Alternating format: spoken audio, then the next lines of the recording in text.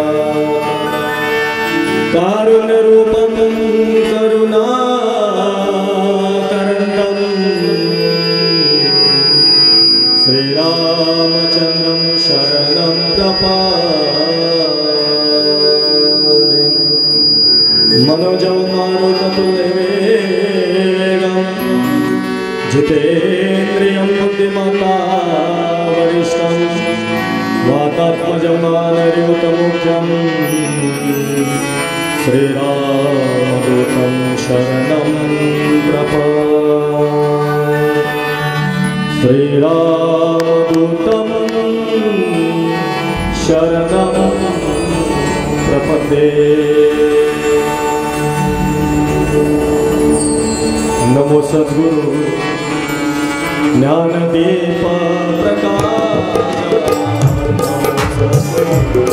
ज्ञानदीप प्रकाश, नमो आद्यरूप अनंता परेश, नमो आद्यरूप अनंता परेश, नमो सद्गुरु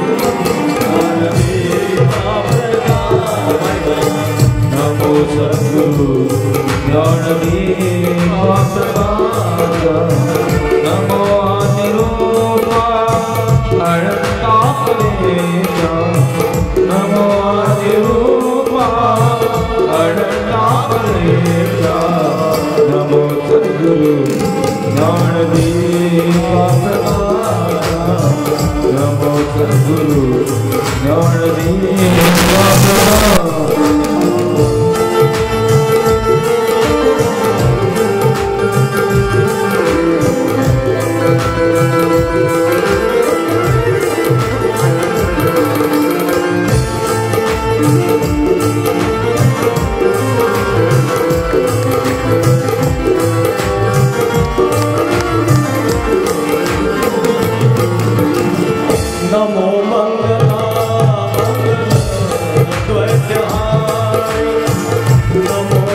कृपा पूर्ण दोषाली वारी तुझे रूप दे पावले विश्वव्यापी तुझे पावले सेवले ग्राम रूपी तुझे ज्ञान सर्वांगी सज्जरूपी तुझा सत्यानंद लोकी घडो हरे नाम श्याम ही ग्राम सेवा घटो सर्व भाई करू स्वर्ग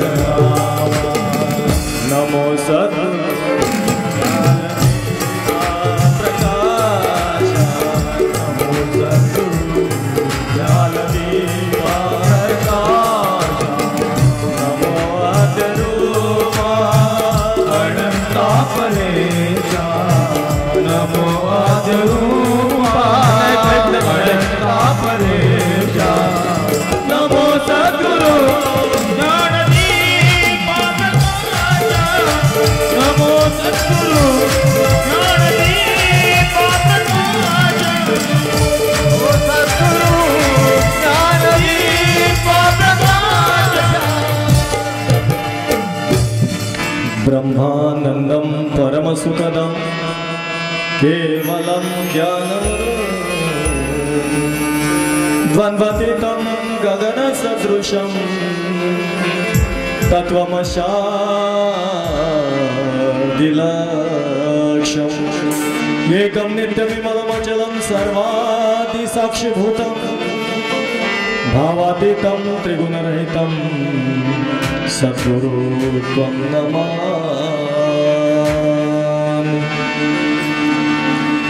सर्वांनी टाळी वाजवण्याकरता हात मोकळे करायचे। राधे कृष्ण राधे कृष्ण कृष्ण कृष्ण राधे राधे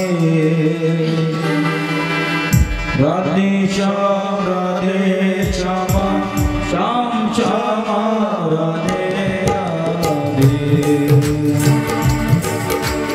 राधे कृष्ण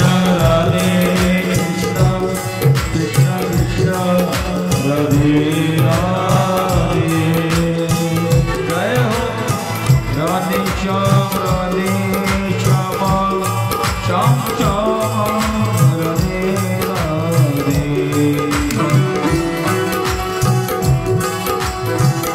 बड़े प्रेम से ताली बजाते हुए हाथ से ताली बजाएगा और मुख से भगवान का नाम लीजिए।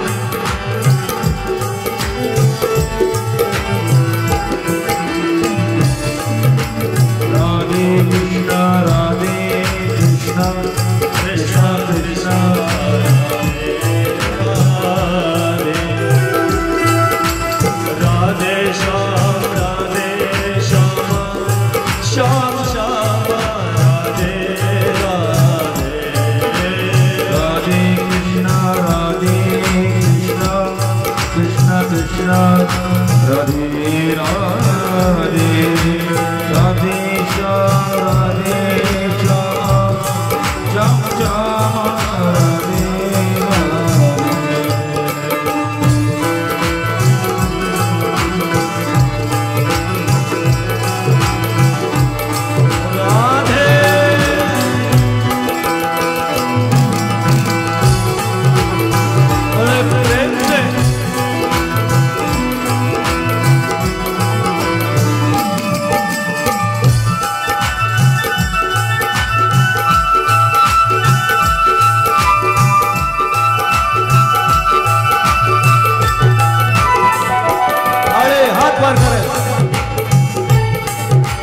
राधे कृष्ण कृष्ण कृष्ण राधे राधे राधे श्याम श्याम राधे राधे राधे कृष्ण कृष्ण कृष्ण राधे राधे राधे श्याम श्याम राधे राधे कृष्ण कृष्ण कृष्ण राधे राधे राधे राधे श्याम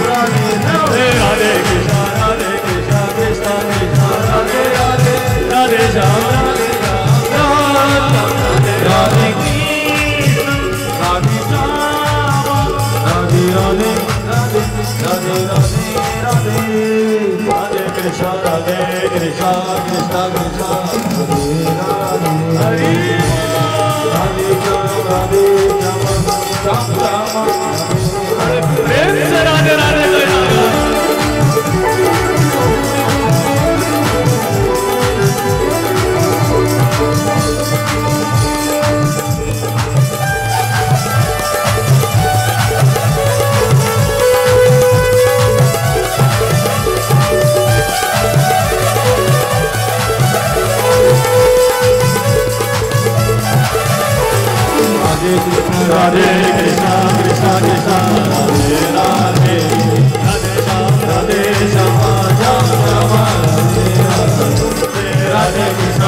कृष्ण कृष्ण कृष्ण राधे राधे राधे श्याम श्याम राम राधे कृष्ण कृष्ण कृष्ण राधे राधे राधे श्याम राम राम राधे राधे राधे कृष्ण कृष्ण कृष्ण राधे राधे राधे श्याम राधे राधे कृष्ण राधे श्याम राधे राधे राधे राधे राधे राधे राधे कृष्ण राधे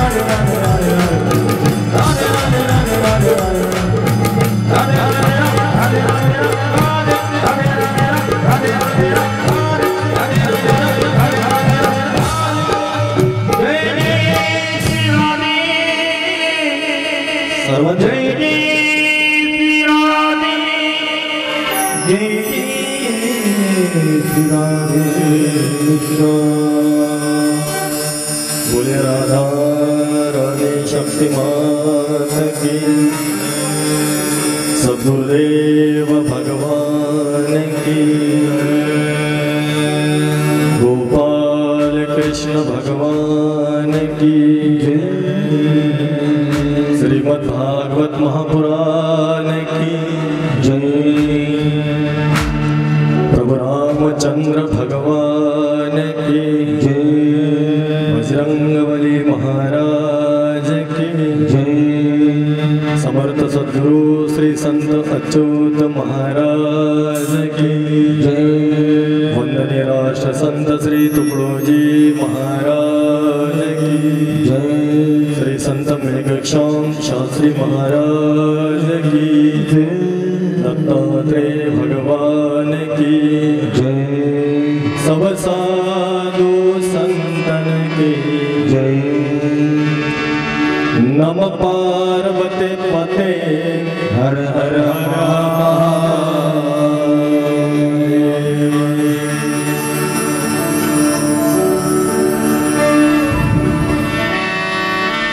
प्रमुजन श्री गुरुदेव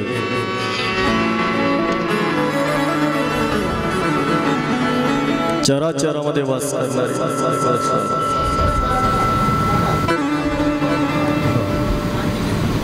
गुरुदेव शक्ती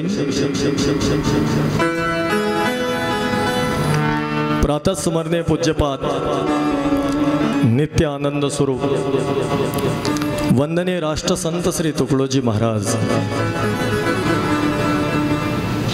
आणि ज्यांचा कालपासून या वरुड ग्रामामध्ये सुंदर असा जन्मशताब्दी महोत्सव सुरुवात झाला। आपलं सर्वांचं आराध्य समर्थ सद्गुरू श्री संत अच्युत महाराज, श्री संत मेघश्याम शास्त्री महाराज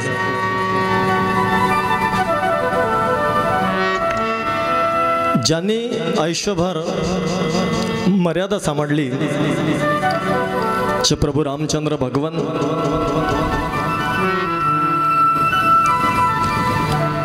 संस्कृतमधून प्राकृतमध्ये करणारे माऊली ज्ञानेश्वर महाराज, वेदांना जैन भाषेत आणणारे जगद्गुरु तुकाराम महाराज, महाराष्ट्रापासून पंजाबपर्यंत कीर्तनाची परंपरा चालू ठेवली असं श्री संत नामदेव महाराज, तू हलका मी भारी, तू अपार्टमेंटवाला मी झोपडपट्टीवाला, या तुच्छ विचारांना सुरुंग लावणारे पैठणकर एकनाथ महाराज, विदर्भ केसरी वैराग्य मूर्ती श्री संत गाडगे महाराज, आणि ज्यांनी आयुष्यभर मानवतेचा संदेश दिला असे वंदनीय राष्ट्रसंत श्री तुकडोजी महाराज,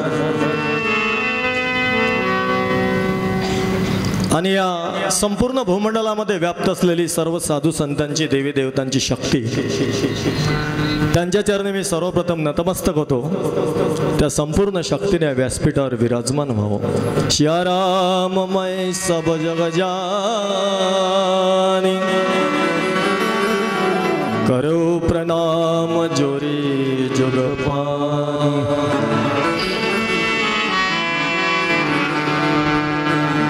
दुसऱ्या दिवसाच्या या दुसऱ्या सत्राकरता उपस्थित व्यासपीठावर सर्व हरिभक्तपरायण मंडळी, विशेष करून आज साथ देणारे आमचे आदरणीय हरिभक्तपरायण राजूभाऊ सावरकर, आमचे आदरणीय एकनाथजी देवळे आहेत, आमचा शुभम, आमचे तबलावादक, तबला विशारद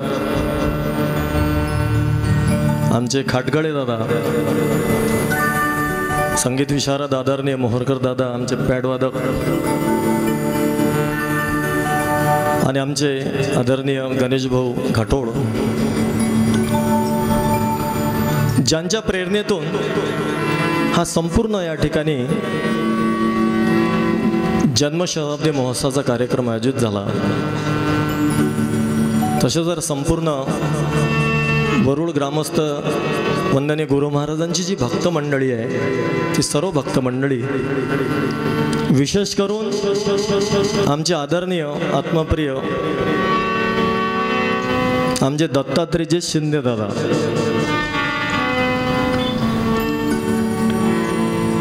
आमचे आदरणीय ज्यांनी पायाला भिंगरे असे आमचे आदरणीय देशमुख दादा, आणि सर्व या ठिकाणी गुरुदेव प्रेमी मंडळी,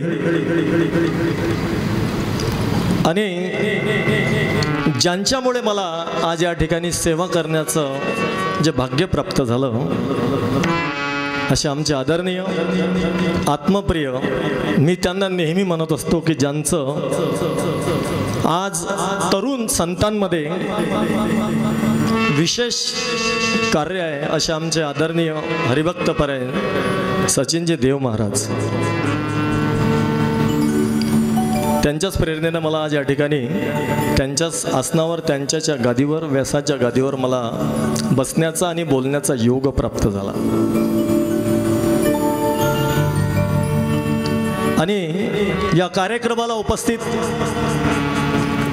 या वरुड नगरीमधील आणि आजूबाजूच्या सर्व पंचक्रोशीतील, संपूर्ण महाराष्ट्रातील, भारतातील या ठिकाणी सर्व भक्त मंडळी, माता भगिनी, बालगोपालांनो, श्रोतियात साधू नसे बैसला, ऐसे म्हणता काळ लागे तोंडाला, म्हणून प्रथम नमस्कार केला ग्रामश्रोते जना.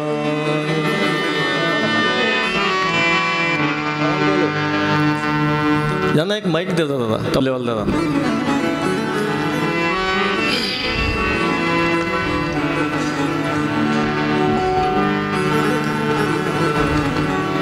माऊली ज्ञानेश्वर महाराज ज्ञानेश्वरीमध्ये वर्णन करतात, प्रभू तुम्ही महिषाची मूर्ती, मी दुबळा अर्पित असे भक्ती, बोल जरी गंगावरती, गोड करुणी घ्या की माय बाप. पांडुरंगाला नमस्कार करूया. पांडुरंगा करू प्रथम नमन दुसरे चरण संताचे या. दुसरे चरण संताचे या. दुसरे चरण पांडुरंगा करू प्रथम नमन दुसरे चरण संताजिया. दुसरे चरण संताजिया. दुसरे चरण संताजिया. त्यांच्या कृपादाने त्यांच्या कृपादाने चावितारो. त्यांच्या कृपादाने चावितारो. बाबाजी सद्गुरु दास तुला. बाबाजी सद्गुरु दास तुला. बाबाजी पांडुरंगा करू प्रथम नमन दुसरे चरण संताजिया. दुसरे चरण संताजिया. दुसरे चरण संताजिया. पांडुरंगा करू प्रथम नमन दुसरे चरण संताचे. त्यांच्या कृपादानो कथेचा विस्तार. बाबाजी सद्गुरुदास तुका त्यांचे केले स्मरण. पंढरीनाथ भगवान की जय. संत महात्म्याचे हृदगाता. देवाचा शुभसृष्टी संकेत. विशद कराया सरळ भाषेत. सुख संवाद आरंभिला. स्त्रिया मुले होतील आदर्श पूर्ण. हा ग्रंथ घरी होता पठन. ग्राम होई वैकुंठ भुवन. वाचता वर्तता ग्राम गीता. गोपाल कृष्ण भगवान की जय.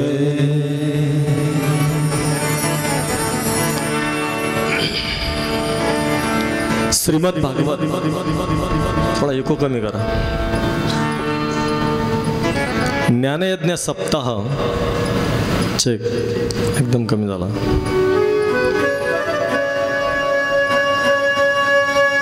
कालपासून आपल्या वरुड नगरीमध्ये मोठ्या आनंदोत्सवामध्ये जन्मशताब्दी महोत्सवाला सुरुवात झाली.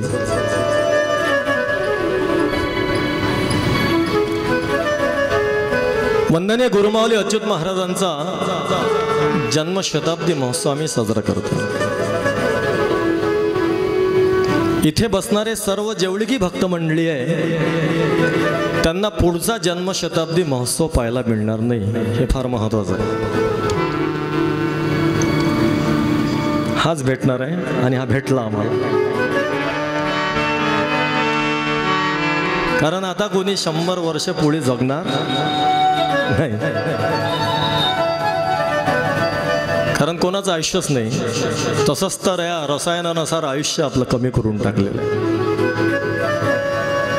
वंदनीय महाराज लिहितात, जो जो भी दिन निकले भयानकी खबर सुनता हूँ मैं. अंदाज नहीं कर सकता दुनिया सुधर जाएगा. एक एक दिवस आमच्या जीवनामध्ये एक संकट घेऊन येतोय. म्हणून पुढची आम्हाला जन्मशताब्दी पाहायला मिळणार नाही. हे तेवढंच महत्त्वाचं आहे. मला दुसरी जन्मशताब्दी पाहायला मिळून राहिली. हे गुरु महाराज वंदनीय राष्ट्रसंत तुकडोजी महाराजांची पाहिली आम्ही. आणि दुसऱ्या गुरु महाराजांची समर्थ सद्गुरू अच्युत महाराजांची.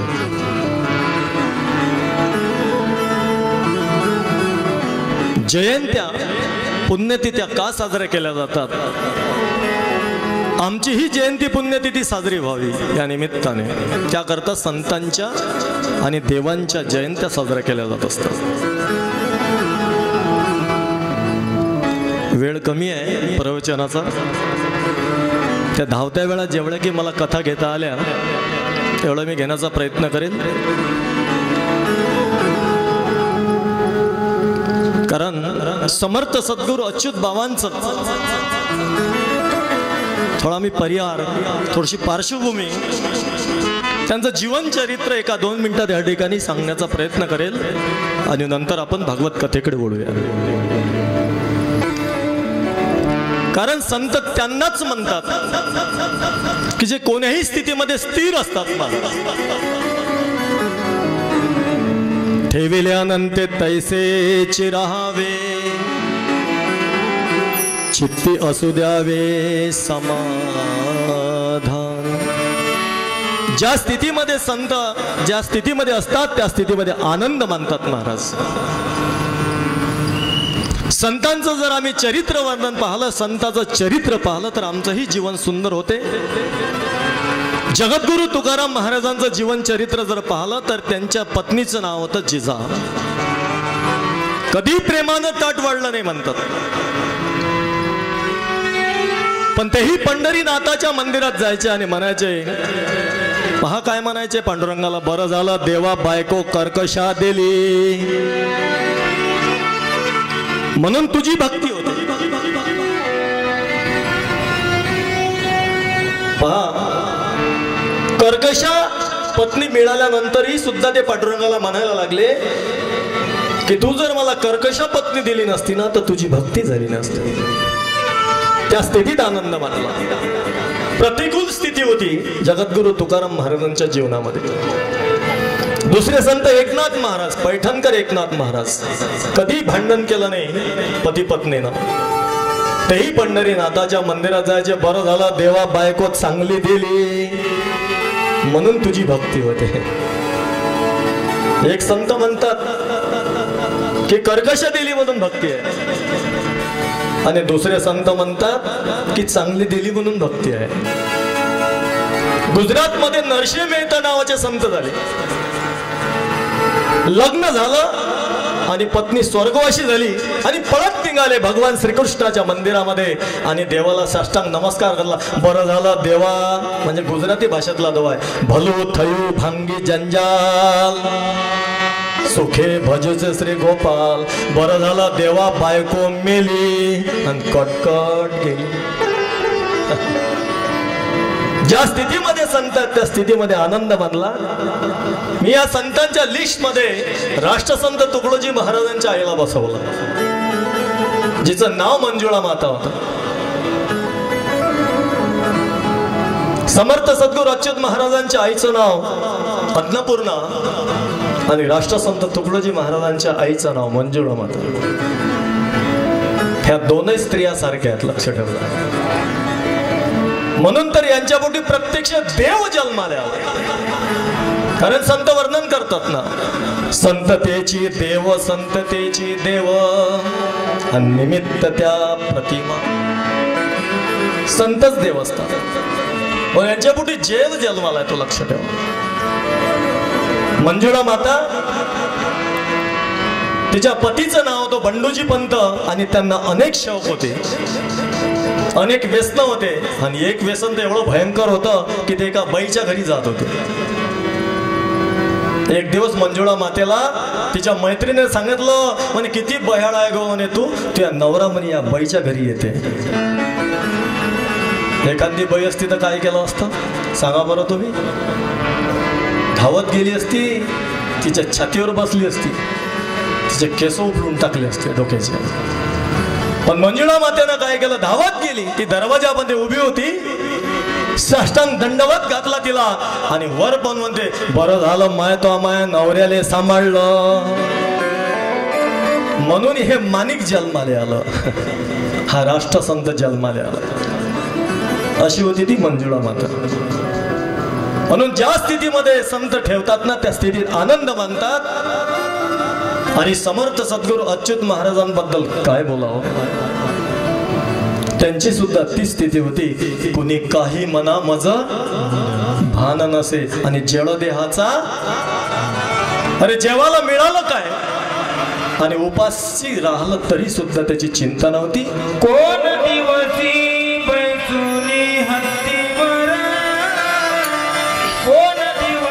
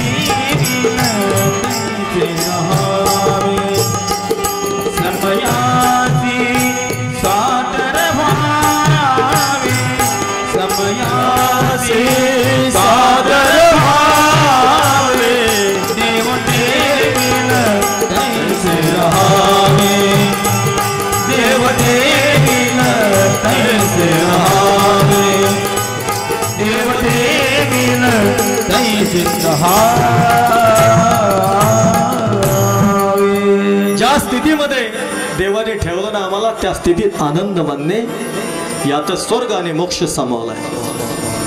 पण आम्ही आनंदी आहोत काय? एका व्यक्तीचं पोट दुखायला लागलं, डॉक्टरकडे धावत गेला, म्हणे डॉक्टर साहेब माझं फार पोट दुखते आहे. डॉक्टरांनी चेक केलं, सोनोग्राफी झाली, एक्सरे काढले. डॉक्टर साहेब म्हणायला लागले म्हणे तुमच्या पोटात कुठलंही दुखणं नाही, पण पोट दुखते म्हणे माझं. म्हणे कशामुळे? किती दिवस झाले? म्हणे शेजारच्यानं म्हणे 3 मजली बिल्डिंग बांधली ना त्या दिवसापासून म्हणे माझं पोट दुखते. अहो शेजारच्या बाईचा पोरगा क्लासून ऑफिसर झाला म्हणून माझं पोट दुखते. लोकांचं पोट दुखणं वेगळं आहे. म्हणून ठेविले अनंत तैसेचे राहावे आणि चित्ती असू द्यावे समाधान. समर्थ सद्गुरू अच्युत महाराजांचं कार्य तेच आहे. कारण संत त्यांनाच म्हणतात ना की जे समाजाच्या उपयोगी येतात. काय केलं कार्य महाराजांनी? अंधश्रद्धा निर्मूलन केलं समर्थ सद्गुरू अच्युत महाराजांनी. लक्ष ठेवा. पण श्रद्धेला कधी तळा जाऊ दिला नाही असं कार्य सुद्धा अच्युत बाबांचं आहे. राष्ट्राचं कार्य असेल, देशाचं कार्य असेल, त्याही कार्यामध्ये अच्युत बाबा धावून गेले.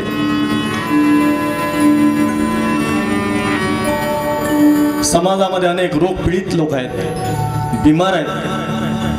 त्यांना मुंबईला जावं लागते, त्यांना नागपूरला जावं लागते, त्यांना दूरदूरच्या शहरामध्ये जाण्यासाठी त्यांच्याकडे व्यवस्था नाही. म्हणून अच्युत बाबांचं हृदय कळवळलं महाराज. आणि अच्युत बाबांनी एक मोठं हार्ट हॉस्पिटल अमरावतीला तयार केलं. हजारो त्या ठिकाणी आता ऑपरेशन होतात. 5 मजली आहे हार्ट हॉस्पिटल, किती 8 मजली आहे. भव्य दिव्य हॉस्पिटल. म्हणून संत त्यांच्या जीवनामध्ये निघून तर जातात पण ते काही स्मृतीच्या माध्यमातून जिवंत असतात महाराज. म्हणून या ठिकाणी एक गीत घेऊ आपण. स्मरू स्मरू अच्युत संताला, स्मरू अच्युत संताला, स्मरू अच्युत संताला, स्मरू अच्युत संताला. राम अच्युताला, कृष्ण अच्युताला, राम अच्युताला, कृष्ण अच्युताला. स्मरू अच्युत संताला, स्मरू अच्युत संताला, स्मरू अच्युत संताला.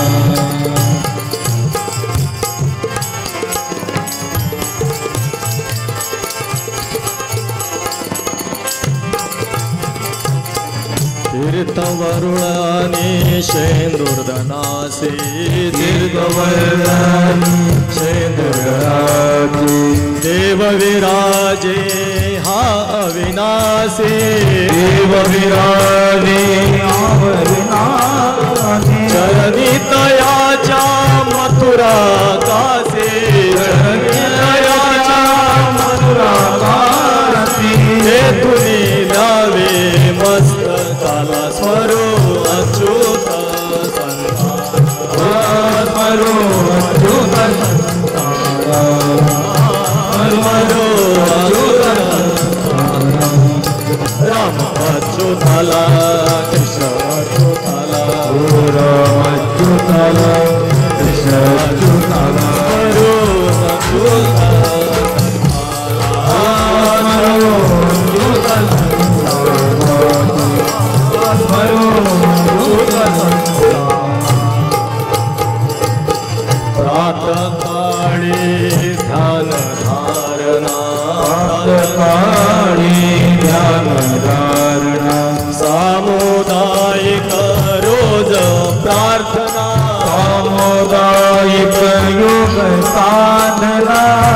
नित्य नेम अविरत जाना एक नेम अविरत दाता नित्य नेम अविरत जाना वंदन करो देवतेला स्मरो अच्युत स्मरो अच्युत स्मरो अच्युत राम अच्युताला कृष्ण अच्युताला राम अच्युताला कृष्ण अच्युताला स्मरो अच्युताला स्मरो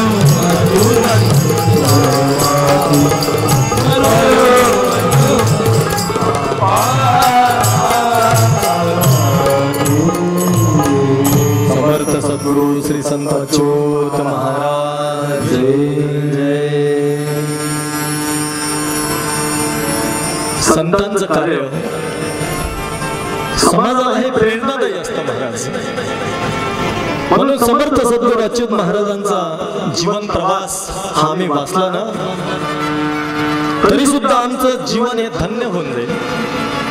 या मनुष्य जन्मामध्ये आल्याचं आमचं सार्थक होईल महाराज. अशा प्रकारचं जीवन होतं अच्युत बाबांचं. म्हणून संत जे सांगतात ना त्यांच्या मार्गावर चालण्याचा प्रयत्न करावा. जावे त्यांच्या मागे मागे जावे त्यांच्या मागे मागे जावे त्यांच्या मागे मागे जावे त्यांच्या मागे संत गर्दोनिया सांगे संत गर्दोनिया सांगे संत गर्दोनिया जावे त्यांच्या मागे मागे जावे त्यांच्या मागे मागे जावे त्यांच्या मागे गर्दोनिया संत गर्दोनिया सांगे संत गर्दोनिया सांगे तेथे उनी विश्वास तेथे ठेवूनी विश्वास चित्ती करावा अभ्यास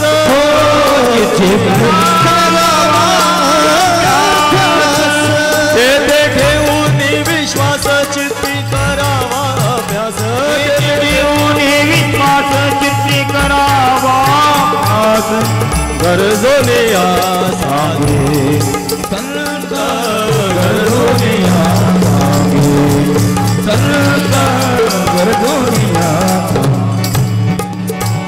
जावे त्यांच्या मागे मागे जावे त्यांच्या मागे मागे मागे जावे त्यांच्या मागे मागे गर्दोनिया सांगे संत गर्दोनिया सांगे हो संत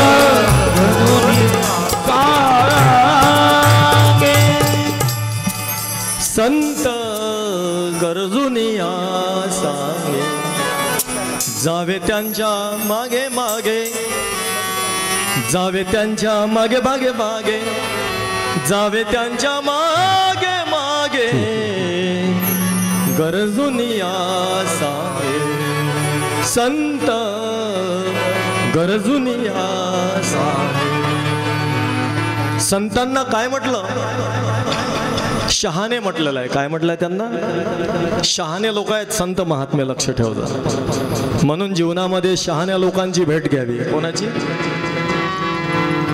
तेव्हा जीवनामध्ये शांती प्राप्त होत असते. आणि दीडशहाण्याची भेट घेतली तर चांगलंही बिघडून जाते. लक्ष ठेवा. शहाणे संतांना म्हणतात आणि दीडशहाणे कोणाला म्हणतात माहित आहे का? सांगून देऊ का? एखाद्याच्या मुलीला जर पाहुणे पाहायला आले असतील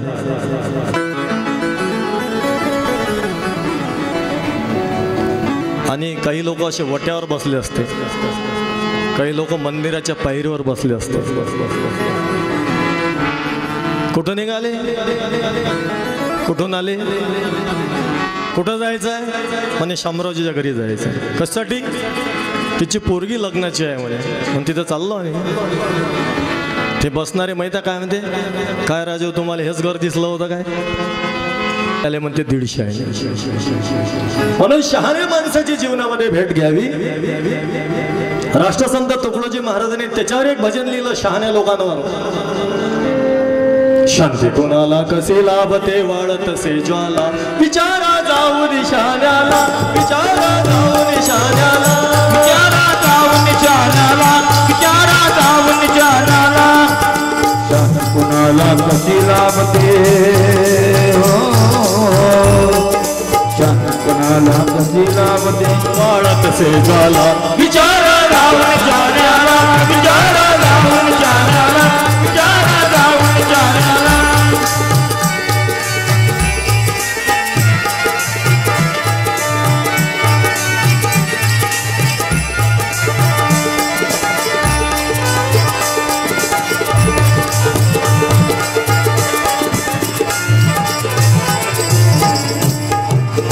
खरी शांती मिळते ज्याचे जीवन त्यागी असे. खरी शांती ज्यांना मिळते ज्यांचे जीवन त्यागी असे. समर्थ सद्गुरू अच्युत महाराजांच्या बद्दल हे भजन असेल. राष्ट्रसंत तुकडोजी महाराजांनी लिहिलं. शेवटच्या कडव्यामध्ये वंदने महाराजांनी काय लिहिलं, खरी शांती त्यांना मिळते ज्यांचे जीवन त्यागी असेल. त्यांना शांती प्राप्त झाली त्यांचं जीवन त्यागी असते. लक्षात. समर्थ सद्गुरू अच्युत महाराजांचं जीवन असंच त्यागी आहे. म्हणून त्यांना अशांतता त्यांच्या जीवनामध्ये कधी झाली नाही. जेवढा त्यांना जन्म घेताना आनंद आणि तेवढाच त्यांना या जगातून निघून जातानाही तेवढाच आनंद होता अच्युत बाबांना. म्हणून त्यांच्या जीवनामध्ये शांती होती. खरी शांती त्यांना मिळते ज्यांचे जीवन त्यागी असे. शांती त्यांना मिळते ज्यांचे जीवन त्यागी असे. सेवा व्रत जन्म जया लोभ भोग काही तनसे. सेवा व्रता जन्म जया लोभ काही मिळते. भारतीयानो बनात से, भारतीयानो हे तुकड्या दासा हेची आवळे, तुकड्या दासा हेची आव. सगळ्या विचारा जाऊन विचाराला, विचारा जाऊन विचाराला. शांती कुणाला कशी नामते,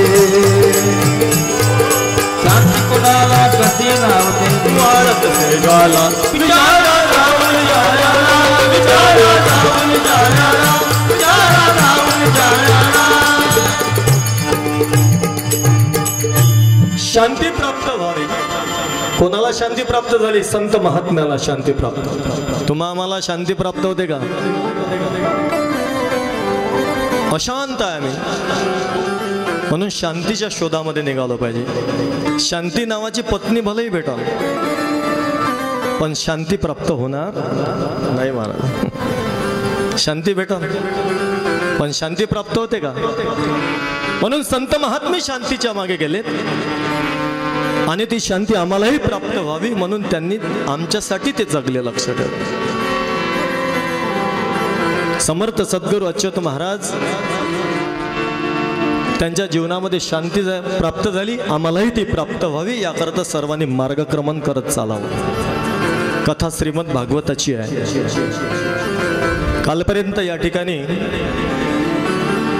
आमचे आत्मप्रिय संतांचं तरुण नेतृत्व आमचे हरिभक्त परायण सचिनजी देव महाराज आणि कालपर्यंत तुम्हाला भागवताच्या काही कथा या ठिकाणी वर्णन केल्या. आपण कथेमध्ये प्रवेश करण्याचा प्रयत्न करू. भरपूर बोलता येईल आपल्याला संतांवर.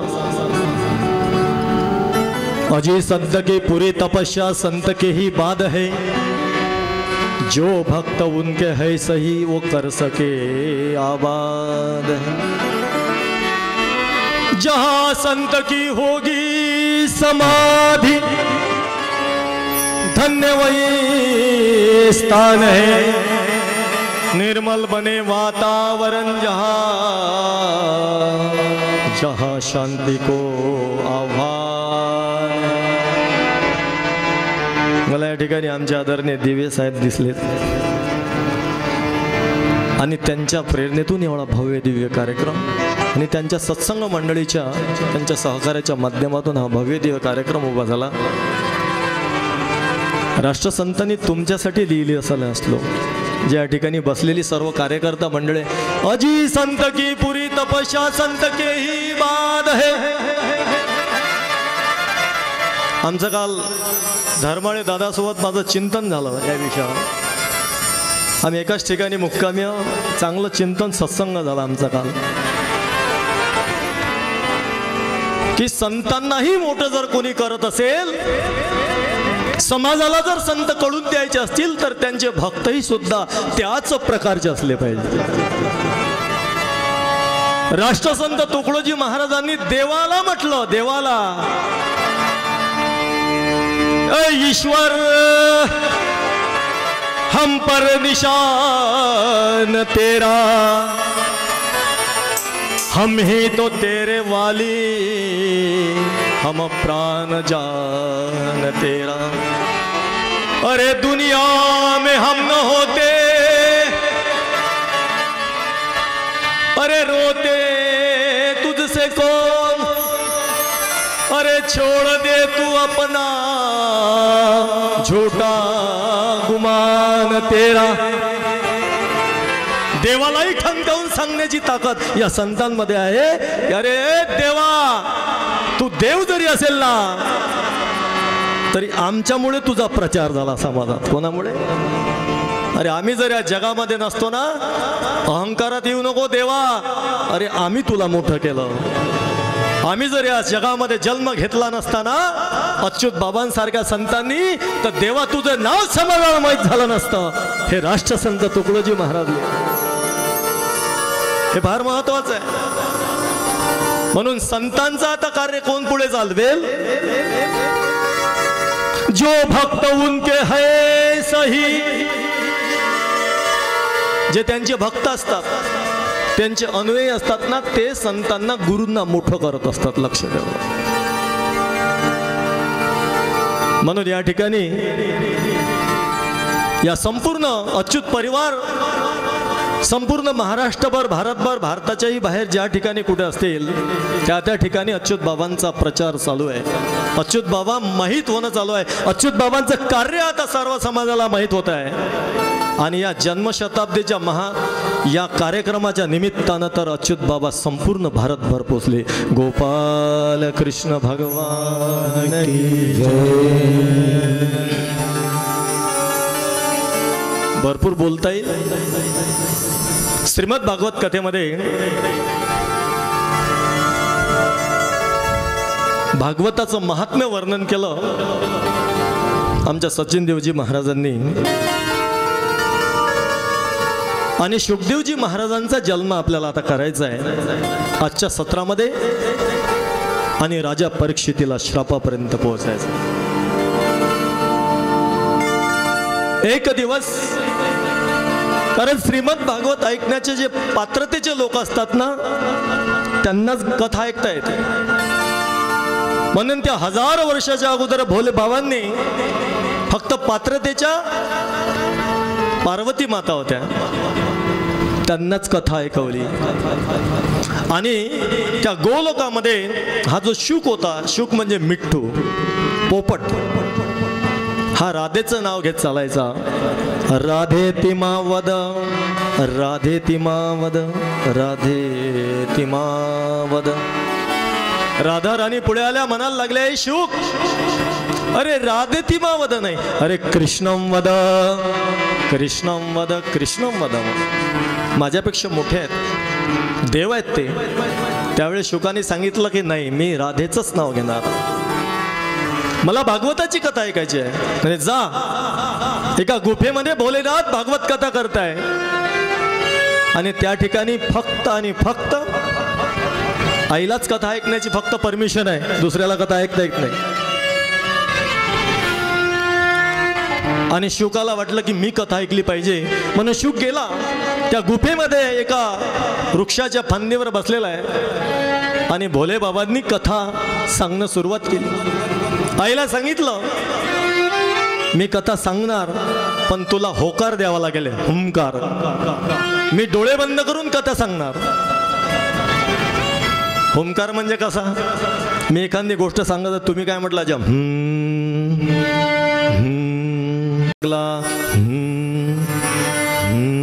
तुम्ही देत जा हुंकार कथा ऐकता ऐकता. म्हणजे मला वाटतं तुम्ही जागी आहे, नाही तर मग कथा ऐकता ऐकता लोक झोपतात. बरं त्या त्रेतायुगामध्ये प्रभू रामचंद्रांनी त्या कुंभकर्णाला मारलं आणि ती निद्रादेवी विधवा झाली आणि ती प्रभू रामचंद्राकडे गेली आणि म्हणायला लागली देवा माझ्या पतीला मारलं, मी विधवा झाली, म्हणे आता मला म्हणे कुठं जाता येईल, कुठं राहता येईल. त्यावेळेस सांगितलं म्हणे घोर कलिकाल येणार आहे आणि त्यामध्ये भागवताच्या कथा, रामकथा, शिवपुराण अधिक प्रमाणात होतील आणि तिथे जाऊन तुला म्हणे त्यांच्यावर स्वार व्हायचं आहे. बस तेवढं ऐकलं निद्रा देवीनं आणि कलियुगात आली आणि कथा चालू आहे. कथा चालू असताना काही लोकांना झोप लागते एकदम.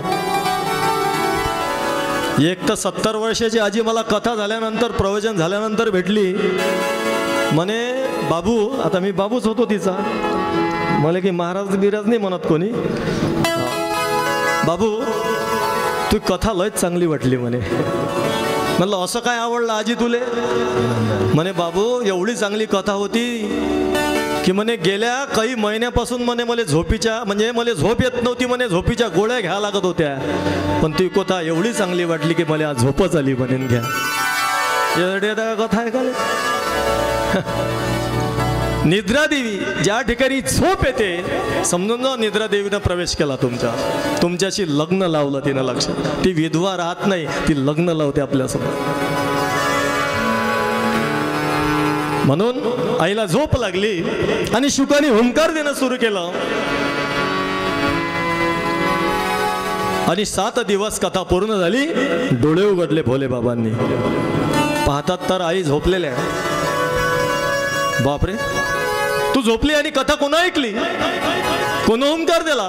शुकाला वाटलं की आता निश्चित माझा वध करणार भोले बाबा, तिसरा नेत्र उघडणार आणि त्या शुकाला वाटलं की आता मला मारणार की काय, आणि शुक पळायला लागला.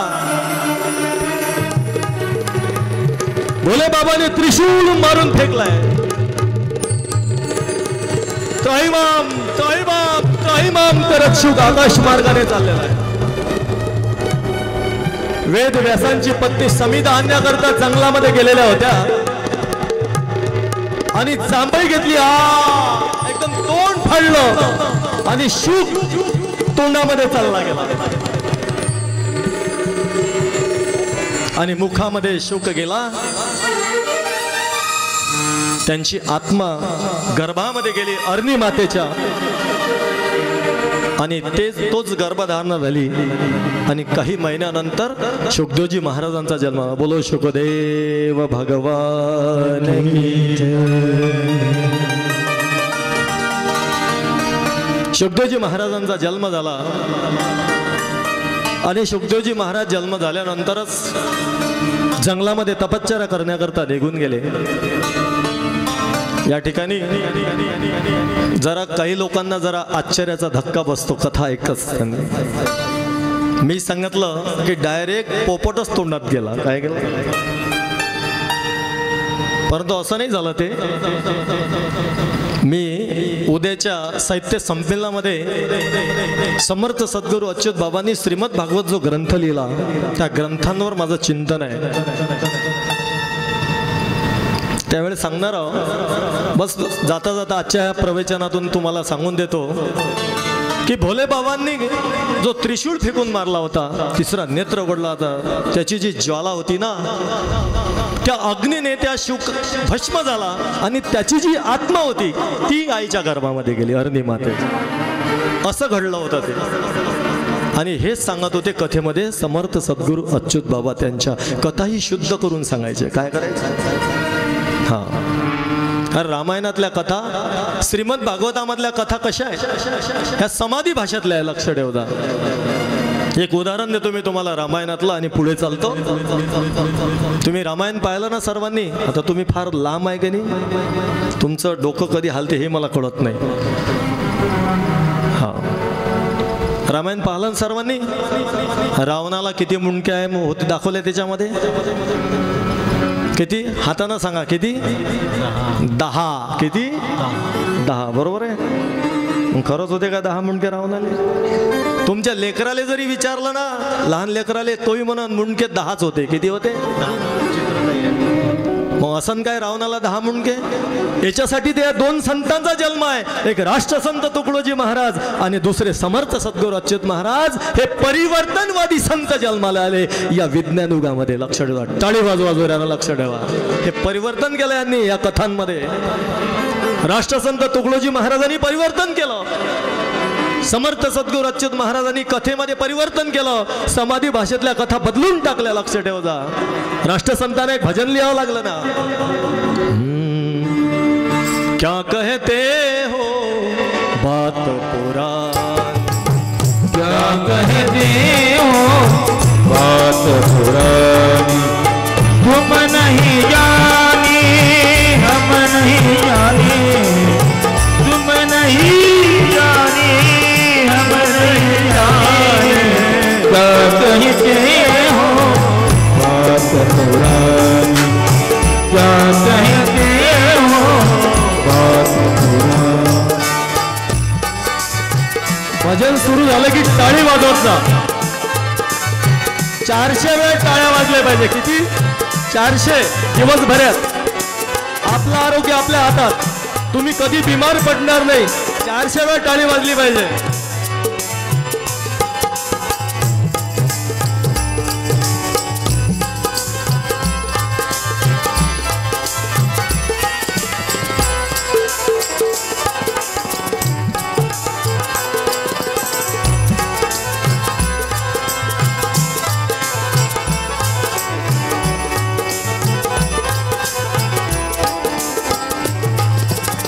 रावण को तो कस सिर बनाए, रावण को सिर बनाए, उसने तो कैलाश उठाए, उसने तो कैलाश उठाए.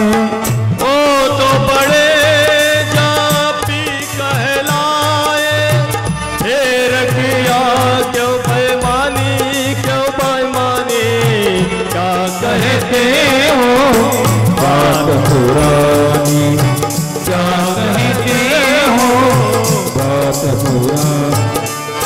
तुम नहीं जाने हम नहीं जाने, तुम नहीं जाने हम नहीं जाने, क्या कहते हो बात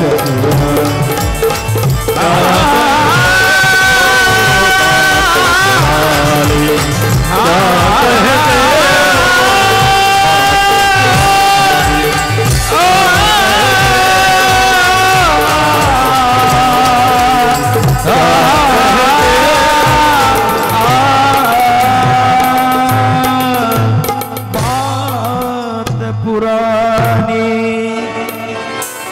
क्या कहते हो बात पुरानी,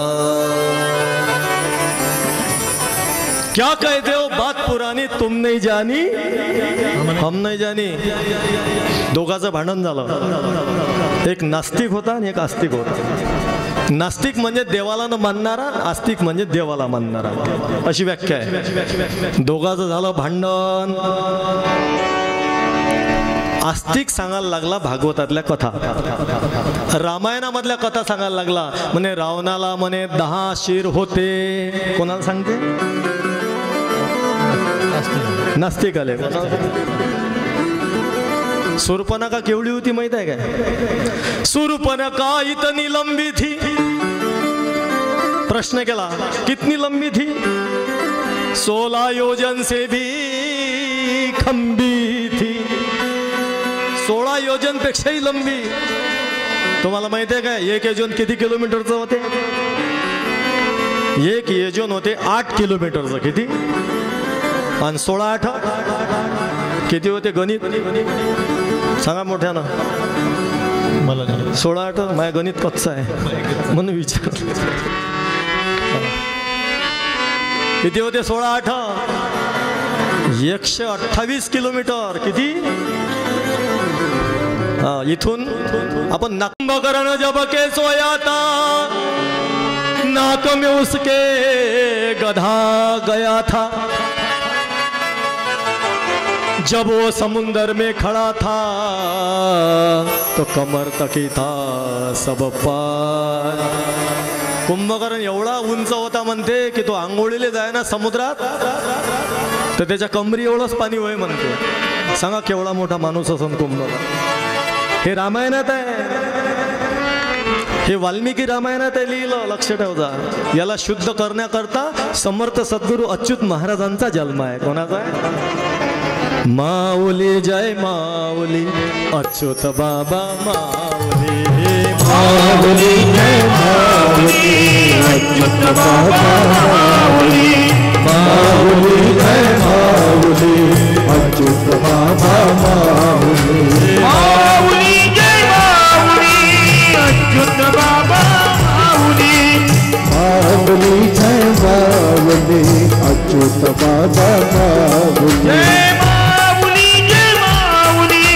अच्युत बाबा माऊली. माऊली जय माऊली अच्युत बाबा माऊली. अच्युत बाबा माऊली तुळज बाबा माऊली. अच्युत बाबा माऊली तुळज बाबा माऊली. अच्युत बाबा माऊली तुळज बाबा माऊली. अच्युत बाबा माऊली तुळज बाबा माऊली. अच्युत बाबा माऊली. माऊली जय माऊली अच्युत बाबा माऊली. माऊली जय माऊली अच्युत बाबा माऊली. माऊली जय माऊली अच्युत बाबा माऊली. माऊली जय माऊली अच्युत बाबा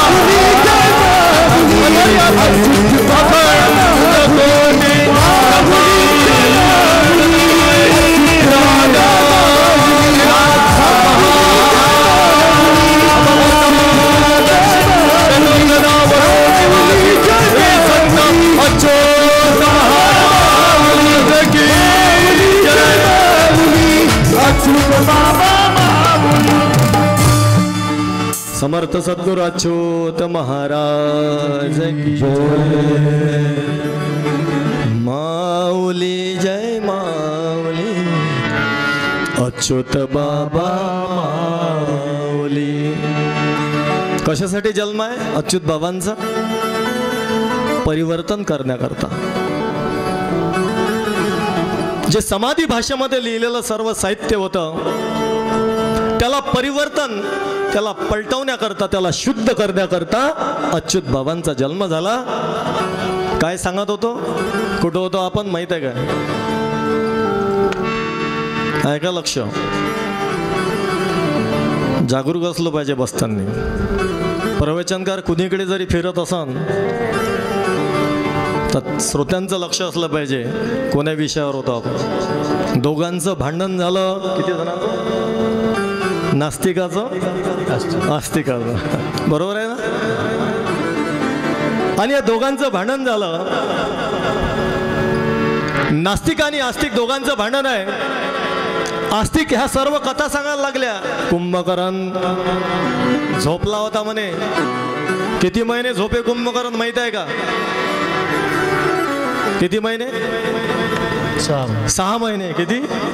तुम्हाला माहित आहे राजू भाऊ, ऐकलं होतं, रामायण पाहिलं तुम्ही, हेच दाखवलं रामायणात. किती महिने झोपे? 6 महिने. आता मला सांगा 6 महिने, अरे 4 दिवस जरी झोपले ना या गोटेत म्हणजे ह्या मातीत ना, तर माणसाला उदयी लागते राजू भाऊ. काय लागते? हा खरंच 6 महिने झोपे असन काय कुंभकर्ण? 6 महिने तुम्ही झोपता. किती महिने झोपता तुम्ही? नुसतं कुंभकर्णच झोपे नाही बरं, आपणही 6 महिने झोपत असतो. लक्ष ठेवजा. 365 दिवसाच्या अर्ध्या रात्री न अर्धे काय झाले दिवस, म्हणजे 6 महिन्याची रात्र, 6 महिन्याचा. लिहिणाऱ्यानं काय केलं माहित आहे का? त्यावेळेच्या लिहिणाऱ्यांनी तेच केलं. समजलं नाही आम्हाला की यांनी लिहिलं कसं आणि आम्हाला समजून कसं घ्यावं लागेल. आता एक मोठं प्रकरण उभं झालं होतं ना आता प्रभू रामचंद्राच्या बाबतीत. एक जरा पागल झालेला माणूस म्हणे रामानं असं केलं म्हणे, आणि प्रमाणे आणले त्यानं, पुरावे आणले. समर्थ सद्गुरू अच्युत बाबांजवळ मी एक दिवस बसलो होतो. अच्युत बाबा मला बोलायला लागले, म्हणे शेलोटकर महाराज तुम्ही सुद्धा रामकथा करणार आहे. अनेक लोकांनी रामायण लिहिले आहेत, मग ते रामायण जसे लिहिले तसे ते सांगाल का म्हणे तुम्ही? म्हटलं जसं आहे तसंच सांगाल बा, याच्यापेक्षा काय वेगळं करणार आहे? नाही, चूक होईल म्हणे तुमची, हे चुकीचं होईल. तुम्हाला माहित आहे काय बोलले माहित आहे राजू? नाव सांगून देऊ का त्या नेत्याचं? जितेंद्र आव्हाड नावाचा नेता आहे, लक्ष ठेवता. त्यानं रामाच्या बद्दल फार वाईट उद्गार काढले, माहित आहे तुम्हाला? हा, आणि फार मोठा वादंग झालाय पूर्ण भारतामध्ये. हेच मी अच्युत बाबांनी मला समजून सांगितलं, चुकीचं होईल. असे प्रमाण कितीतरी लोक घेऊन येतील म्हणे अनेक ग्रंथातले, म्हणजे ते एक प्रमाण काय सत्य आहे का म्हणे? अच्युत बाबा बोलले, अरे ज्या लोकांनी रामायण लिहिलं म्हणे हे 2500 वर्षापासून अलीकडल्या काळात लिहिले गेले, आणि रामायण लिहिणारा मांस खाणारा होता म्हणे. काय होता? पण त्याला असं वाटलं म्हणे की मग रामाला 14 वर्षात काय अन्न भेटलं असं काय खाले, त्याने तेच केलं. हे अच्युत बाबांचं चिंतन आहे माझ्यासोबत, लक्ष ठेवजा. अच्युत बाबा बोलले माझ्यासोबत, हे लिहिणारा तसा होता म्हणून लिहून टाकलं राम असा होता. हे प्रमाण जरी असेल त्या कुठल्या ग्रंथामध्ये तरी ते सत्य प्रमाण नाही आहे. हे अच्युत बाबा त्याच्यासाठी जन्माला आले, हे मला सांगायचं आहे. या व्यासपीठावरून त्यांच्यापर्यंत सुद्धा संदेश जाऊ शकतो. म्हणून या ठिकाणी कुंभकर्ण 6 महिने झोपत होता असं लिहिलंय. मग खरंच झोपे असेल काय? तुम्ही झोपता 6 महिने. किती महिने झोपतो आपण माहित आहे? 6 महिन्याची रात्र, 6 महिन्याचा दिवस आहे. पण त्याला कुंभकर्ण का म्हणे माहित आहे काय? तो जास्त भोजन करत होता आणि तो जास्त झोपत होता. आजही कुंभकर्णाची औलाद आहेत ना. सकाळी 8 वाजता उठणारा कुंभकर्णाचा मावस भाऊ, सकाळी 10 वाजता उठणारा कुंभकर्णाचा चुलत भाऊ, आणि दुपारी 12 वाजता उठणारा कुंभकर्णाचा सगळा भाऊ. असं आहे ते. हे वय कुंभकर्णाचं बीज लक्ष ठेवता. आजही कुंभकर्ण आहेत. त्याच वेळेस होता 6 महिने. असं लिहिलं आहे की कुंभकर्ण 6 महिने झोपत होता. त्याच्या नाकात गधे चरत होते. हा, गधे. ग्रामगीतेमध्ये राष्ट्रसंत तुकडोजी महाराजांनी सुद्धा प्रमाण दिलं. कोणाच्या नाकी गर्दभ चरला झोपी जाता जाता. गर्दभ म्हणजे गाढव. कुंभकर्ण झोपला म्हणते आणि गाढव चरता चरता त्याच्या छातीवर गेला आणि त्याच्या नाकात चाललं गेलं. हा, आणि युद्ध झालं इकडे. प्रभू रामचंद्राचं आणि रावणाचं युद्ध. आणि सारे महारथी मारले गेले. आणि त्यामध्ये आता रावणाला विचार पडला उठवा कोणाला. तर म्हणे एक राहायला फक्त म्हणे उठवा. त्याचं नाव कुंभकर्ण आहे, त्याला उठवा. कुंभकर्णाला उठवासाठी मग काय ढोल ताशे नगारे अन्न पक्वान्न तयार केले गेले. पण कुंभकर्ण सांगून ठेवत होता म्हणे दादा कधी जर माझी गरज लागली तर माझा हा सारा जंगल वाळून गेलेला असेल. डोक्याचे केस दाढीचे केस म्हणे हे सर्व दाढी बिडी करून टाकत जाय म्हणे पुढे. मला बरं वाटत. मग काय केलं. मालिबोवाले पाठवलं ना मग सुपरमॅक्सचं ब्लेड घेऊन. नाही कंपनी नसन त्यावेळेस का टोपाज होती. कंपन्या नसन त्यावेळेस. हा, मालिबोवा गेले. आता कुठं बसा लागन दाढी करायला छातीवर. पावडं नसन नेलं. मला तर असं वाटते गारा ओळाचं पावडं नेलं असं. आणि होताच तेवढा मोठा. छातीवर बसले मालिबोवा आणि लावली साबण दाढीले आणि दाढी करणं सुरू झाली. आणि दाढी करता करता ते पावडं गेलं नाकापाशी. त्यानं घेतला असा पावडंच चाललं गेलं नाकात. मालिबोवाला वाटलं आता देते म्हणे रावण फाशी आपल्याला. कारण दाढीच नाही झाली म्हणे पुरी. याने टाकली त्याच्या नाकात उडी पावडं शोधासाठी. जशी उडी टाकली अनार्कित गुफा आणि त्याच्या चिलाटीची झाडं होते म्हणते. काय होते नाकात. याचे कपडे फाटायला लागले मालिबोवाचे. कारण जंगल होता. रस्ताच दिशेने नाकात कुठीकडे जावं होतं. चालता चालता सकाळपासून संध्याकाळ झाली. तिकडून भोईबुवा आले. ज्याचं गद गेलं होतं. भोईबुवाची मालिबुवाची झाली भेट. जय हरी जय गुरु. कुणीकडे मालिबुवा हे म्हणे कुणीकडे भोईबुवा. त्याची दाढी करायला आलो म्हणे. पावलं नाकात आलं म्हणून म्हणे उडी मारली म्हणे मी नाकात. तर पावलं की सापडून नाही आलं म्हणे. सकाळपासून संध्याकाळ झाली. त्यावेळेस मालिबुवा म्हणायला लागले म्हणे हा झोपला होता ना त्या दिवशी म्हणे माझ्या गधो याच्या नाकात आलं आणि मी उडी टाकली. 6 महिने झालं म्हणे गधो नाही सापडून आला. तू काय पावलं सापडते. सांगायचं तात्पर्य एकच. हे सुद्धा ग्रंथांमध्ये लिहिलेलं आहे. रामायणात लिहिलेलं आहे. याचं शुद्धीकरण केलं अच्युत बाबांनी. लक्ष ठेवलं. याचं शुद्धीकरण केलं राष्ट्रसंत तुकडोजी महाराजांनी. 6 महिने झोपणे म्हणजे काय. लिहिणाऱ्यांनी कंटिन्यू 6 महिने केलं होतं. असं अजिबात आजपर्यंत झालं नाही. फक्त तो जास्त झोपत होता म्हणून त्याला जास्त खात होता. कुंभकर्ण म्हटलं गेलं. शूर्पणखा संक्षिप्त मध्ये सांगतो. शूर्पणखा 16 योजन लंबी. किती 16. इथून नागपूर पर्यंत सांगितलेली आहे. पण असं नव्हतं. याचं शुद्धीकरण केलं अच्युत बाबांनी राम कथेमध्ये रामायणामध्ये.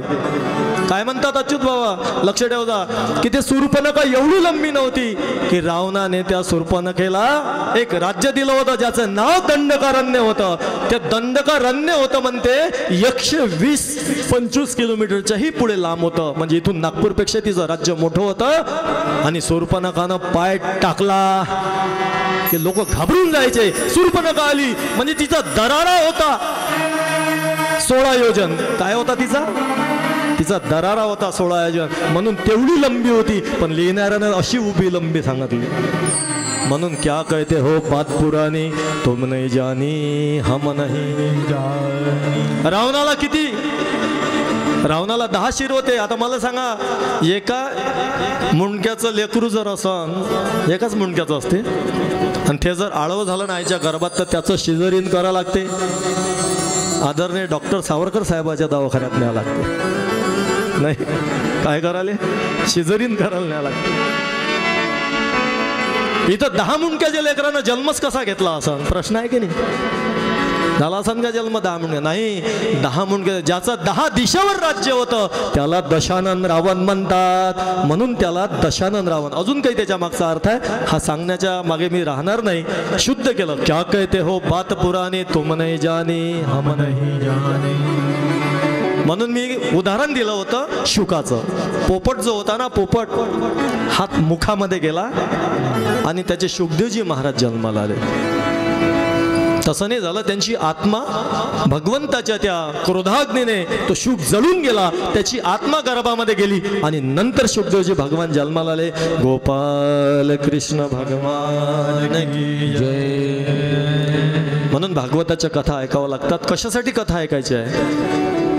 सुतजी महाराजांनी शौनकांना कथा सांगितल्या. 88,000 ऋषींचं ब्रह्मसत्र झालं नैमिषारण्यामध्ये आणि 18ही पुराणावर प्रवचन आहे. सुतजी महाराजांनी शौनकांना वर्णन केले आणि त्यामध्ये ही कथा आलेली आहे शुकदेवजी महाराजांची. आता इथून पुढे येणाऱ्या 6 दिवसात आता काय ऐकायचं आम्हाला? भागवताच्या कथा. कशासाठी कथा ऐकायची?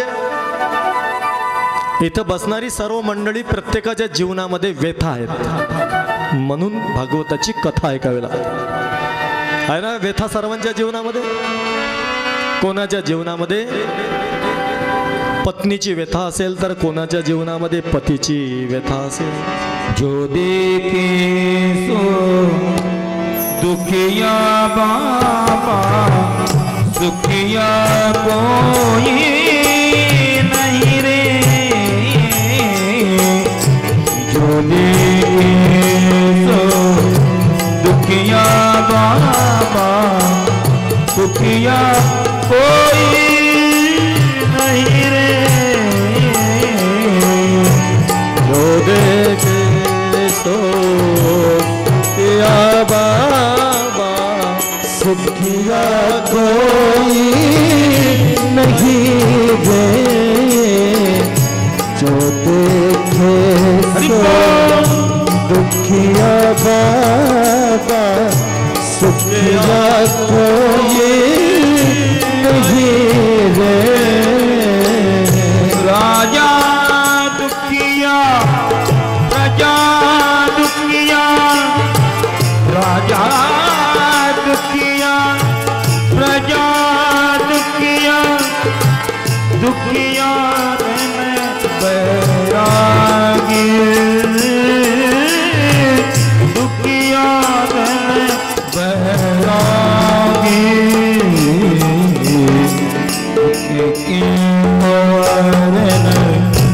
दुख देवने बिगड़ी माया जागी रे.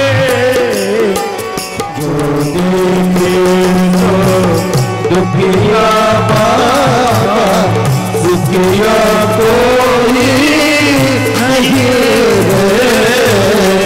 जो देखे तो दुखिया बाबा सुखिया कोई नहीं रे.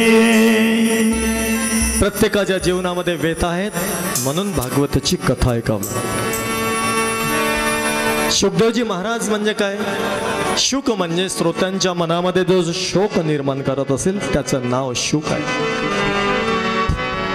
हसण्यासाठी जरी काही या ठिकाणी काही विषय तुमच्या समोर ठेवले जात असतील, पण भागवताची कथा ही रडण्याकरता असते, लक्ष ठेवा. शोक निर्माण व्हावा आमच्या जीवनामध्ये, म्हणून भागवताची कथा ऐकायची. आणि परीक्षिती म्हणजे काय? आता शुकदेवजी महाराज आणि परीक्षितीची कथा सुतजी महाराज पुढे वर्णन करणार आहे. जो आईच्या गर्भामध्ये 9 महिने 9 दिवस जन्म परीक्षा देता देता त्याचा जन्म होतो ना, त्याला राजा परीक्षित असं म्हणतात. इथे बसणारे सर्वच परीक्षित आहे. प्रत्येकाने आईच्या गर्भामध्ये परीक्षा दिलेल्या आहेत 9 महिने. म्हणून शुकदेवजी महाराज जंगलामध्ये निघून गेले, तपश्चर्या करायला लागलेत. आणि श्रीमद भागवताचा पूर्ण ग्रंथ निर्माण झाला. 18,000 श्लोकाचं पुराण. त्यावेळेस वेद व्यासांना विचार पडला याचं ज्ञान समाजाला कोण प्राप्त करून देणार? आणि आपल्या मुलापेक्षा दुसरं कोणी नाही. म्हणून त्यांनी आपल्या शिष्यांना जंगलामध्ये पाठवलं आणि 1-2 श्लोक त्यांनी सोबत घेतलेत. बर्हापीडम नटवर वपू कर्णियोकारम बिभ्रत्वासा जठर पटयो वैजयंती चमालाम. अहो बकियम स्तनकालकूटम जिंगासया पायदप्यसाद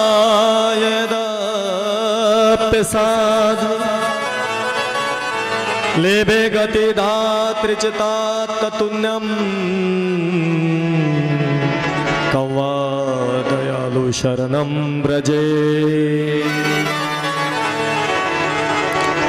शुकदेवजी महाराज निर्गुण निराकार भक्तीचं भगवंताचं दर्शन करायचे. परंतु यामध्ये काय लिहिलं? या श्लोकामध्ये अर्थ आहे अहो बकियम स्तनकालकूटम. संस्कृतमध्ये श्लोक आहे. आपल्या स्तनाला जी पुतना नावाची जी राक्षसीन होती ती काळकुट्ट विष घेऊन भगवंताला मारण्याकरता निघाली गोकुळामध्ये. तिने अनेक बालकांचा वध केला आणि शेवटी भगवंताला मारण्याकरता गेली आणि भगवंताला उचललं पुतनेनं. आकाश मार्गाने पुतना निघालेले आहे. भगवंतानी काळकुट्ट विष ग्रहण करणं सुरू केलेलं आहे. भोलेनाथानं आवाज दिला, हे भोलेनाथ विष ग्रहण करण्याचं काम तुमचं आहे. भोले बाबाने विष दिलं. दूध प्राशन करायला लागले भगवान गोपाल. दूध संपलेलं आहे. तिचे 5 प्राण 10 प्राण ओळायला लागले. तिला असह्य वेदना व्हायला लागल्या. कृष्णा सोड, कृष्णा सोड, कृष्णा सोड असं तिने 3दा म्हटलं कृष्णा सोड. आणि धाड दिशा पुतना मरून खाली पडली. पुतना गतप्राण झाली. गोपाल कृष्ण भगवान की जय. या श्लोकाचा अर्थ आहे अहो बकियम स्तनकालकूटम. काळकुट्ट विष घेऊन येणारीलाही सुद्धा भगवान श्रीकृष्णांनी सायुज्य मुक्ती प्राप्त करून दिली. कोणती मुक्ती? सायुज्य.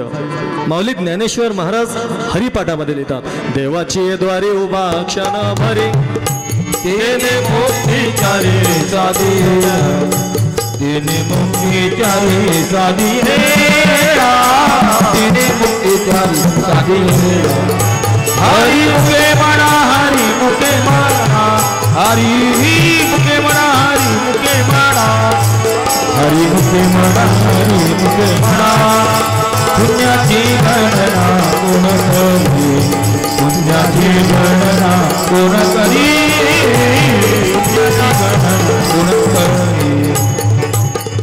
देवाची द्वारे उभा क्षण भरी तेने मुक्ती चारी. चारी चारी म्हणजे 4. सायुज्यता, समीपता, सलोकता आणि स्वरूपता अशा 4 मुक्त्या माऊली ज्ञानेश्वर महाराजांनी हरिपाठात दिल्या. आणि त्या 4 मुक्तीपैकी एक मुक्ती प्राप्त होते. कशामुळे? देवाची द्वारे उभा क्षण भरी. क्षण म्हणजे कोणता? क्षण म्हणजे निमिष मात्र. डोळ्याची पापणी लवते न लवते त्याला क्षण म्हणतात. तेवढ्या वेळ जर तुम्ही भगवंताच्या द्वारामध्ये उभे झाले तर तुम्हाला भगवंत 4 मुक्तीपैकी एक मुक्ती प्राप्त. मग कुठला क्षण असेल? एवढं स्वाद आहे का हरिपाठ की देवाच्या दारात उभे झाले आणि भेटली मुक्ती?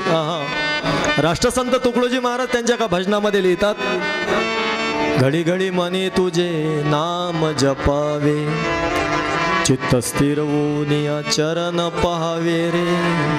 चरण म्हणजे काय? घडी घडी मनी तुझे नाम जपावे आणि चित्त स्थिर होऊन या चरण पहा. चरण म्हणजे पाय. पण इथे राष्ट्रसंतांनी अर्थ चरण म्हणजे काय सांगितलं? चरण म्हणजे ओढ. चरण म्हणजे ध्रुवपद. तुम्ही भजन करता ना, भजनाचं काय घेता राजीव भाऊ? भजनाचं काय घेता? कडवं त्याले चरण म्हणते. काय म्हणते? राष्ट्रसंतांनी भजनात लिहिलं, घडी घडी मनी तुझे नाम जपावे आणि चित्त स्थिर होऊन चरण पाहावे. चरण म्हणजे पाय नाही. आता इथं अर्थ बदलला. राष्ट्रसंत तुकडोजी महाराज आणि समर्थ सद्गुरू अच्युत महाराज एवढे सोपे नाही, ते समजून जातील एवढ्या लवकर. एवढ्या लवकर नाही समजत संत आम्हाला. माऊली ज्ञानेश्वर महाराज एवढ्या लवकर आम्हाला समजणार नाही.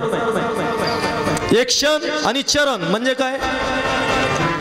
म्हणजेच भगवंताचं क्षणाक्षणाला भगवंताचं नामस्मरण होत राहो, भगवंताचं देवाचं नामस्मरण होत राहो.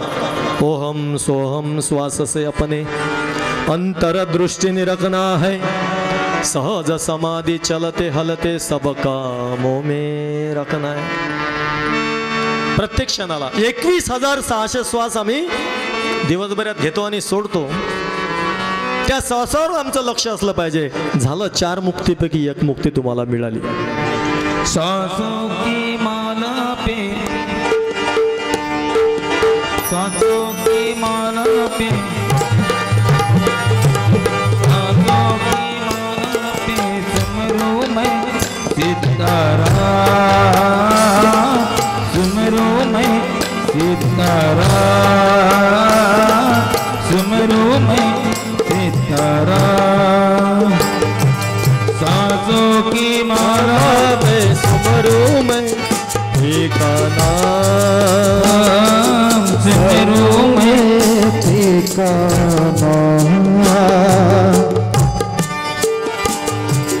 मेरे मन की मैं जानो, अपने मन का सितारा. सांसों की माला, सांसों की माला पे, सांसों की माला पे सिमरू मैं सितारा, सिमरू मैं सितारा. प्रीतम का कुछ दोष नहीं है, प्रीतम का कुछ दोष नहीं है, प्रीतम का कुछ दोष नहीं है. वो तो है निर्दोष, वो तो है निर्दोष. मत पे जलते जलते हो गई मैं बदला. सांसों की माला, सांसों की माला पे, सांसों की माला सिमरू मैं सितारा, सिमरू मैं सितारा, सिमरू मैं सितारा.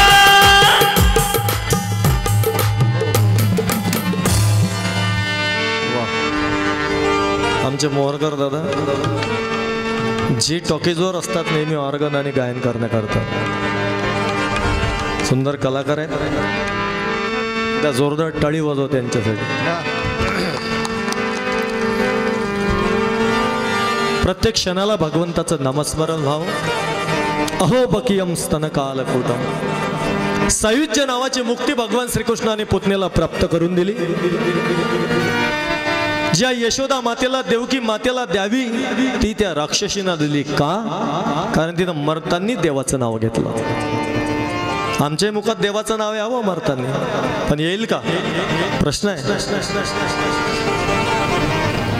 येत नाही. एका म्हाताऱ्याचा सुंदर दृष्टांत आहे की म्हाताऱ्यानं आयुष्यभर देवाचं कधी नाव घेतलं नाही. पॅरालिसिस झाला, 6 महिन्यापासून सर्व कार्यक्रम तिथंच आहे. मुलांना वाटलं की म्हातारा मरता मरता देवाचं नाव घेतोय. खाली काढलं, मुखातून नाव येत होतं वा के. मुलांना वाटलं की वासुदेव केशव म्हणत असेल आपले वडील. बारीक लक्ष द्या. लक्ष आहे सर्वांचं. प्रत्येकाच्या जीवनामध्ये हा प्रसंग येणार आहे एक दिवस. लक्ष ठेवता. खाली ठेवायचं. मुलांना वाटलं की देवाचं नाव घेत असेल. त्यावेळेस डॉक्टर साहेब आले.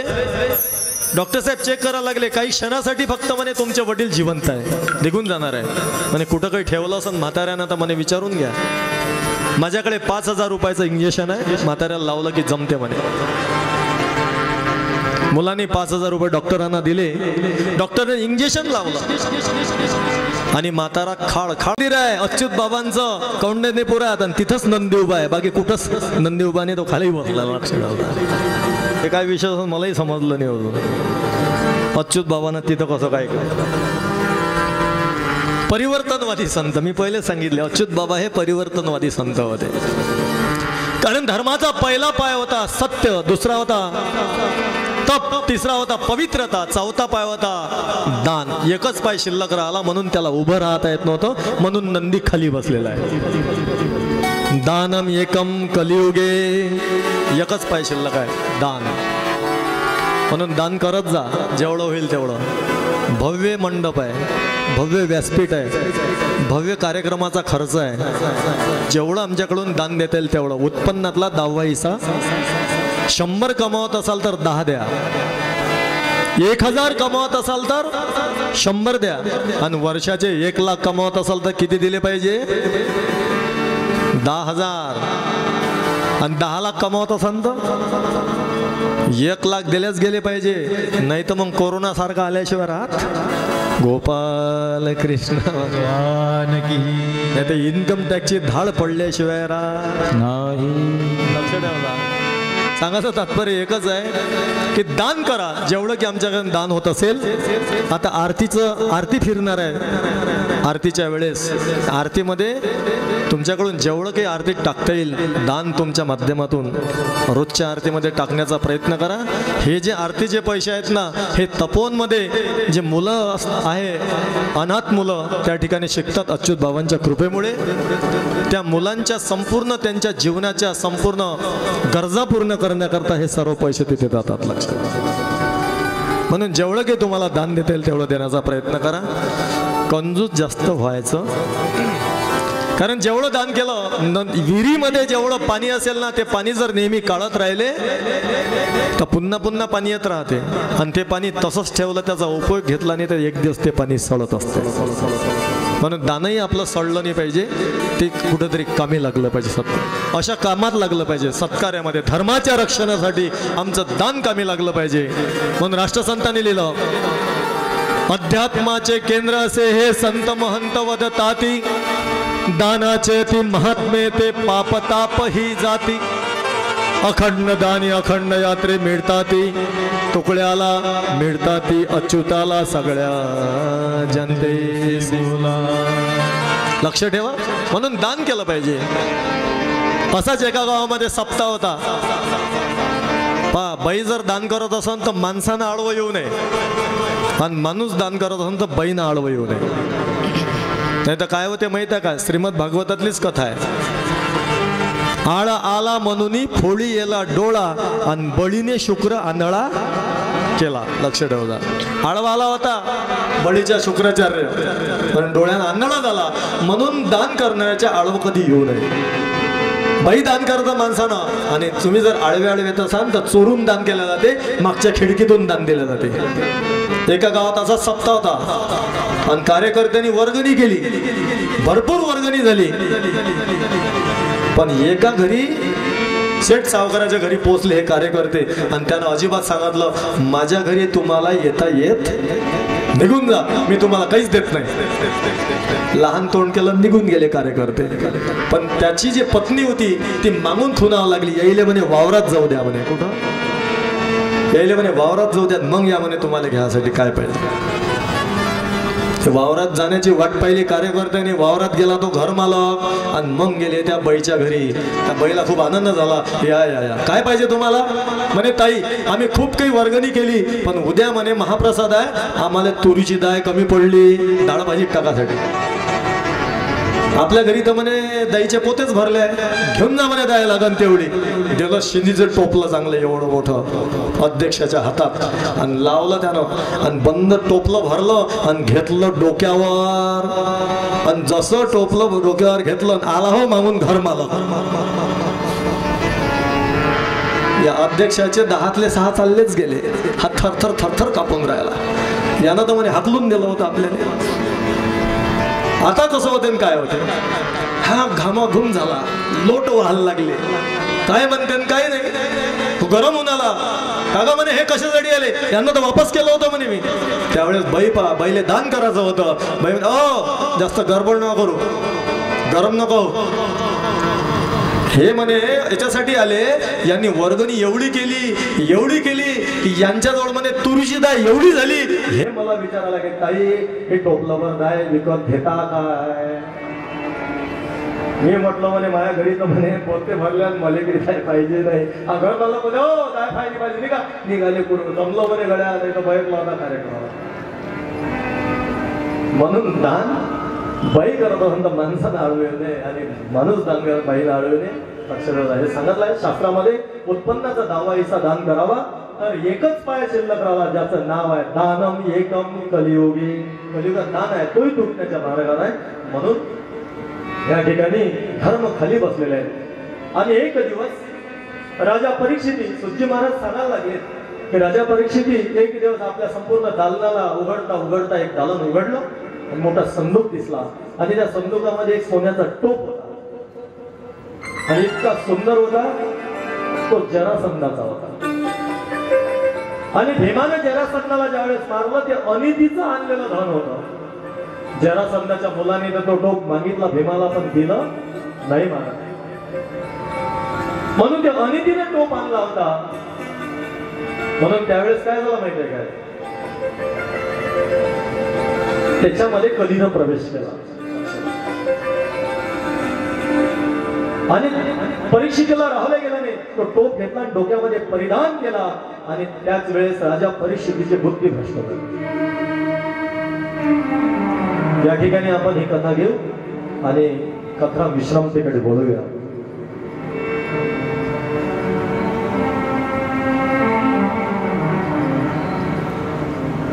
राजा परीक्षितीने डोक्यामध्ये टोप परिधान केला.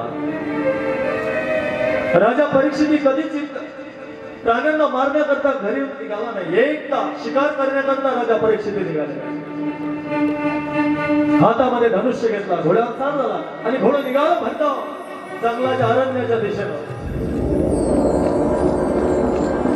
सकाळपासून दुपार झाली, सायंकाळ व्हायला लागली. आता राजा परीक्षितीला भूक लागली, तहान लागलेली आहे. आणि त्यावेळेस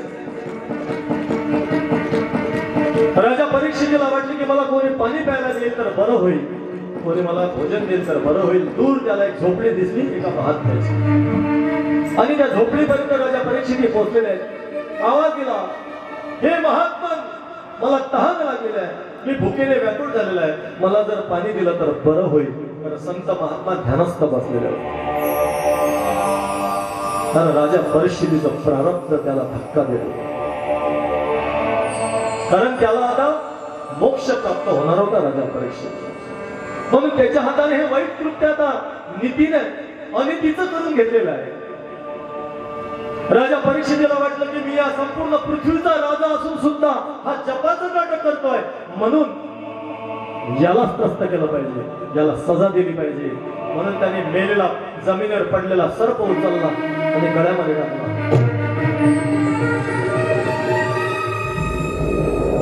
सतो ब्रह्मऋषिरंशे गता सुमुरंगम ऋषा विनिर्गच्छन् दुष्कट्या निधनां पुरमां गता. राजाने त्याच्या दुर्बुद्धीने राजाला घेरलेलो, गळ्यामध्ये सर्प टाकला आणि राजा हसत हसत आपल्या नगरीमध्ये निघून गेला.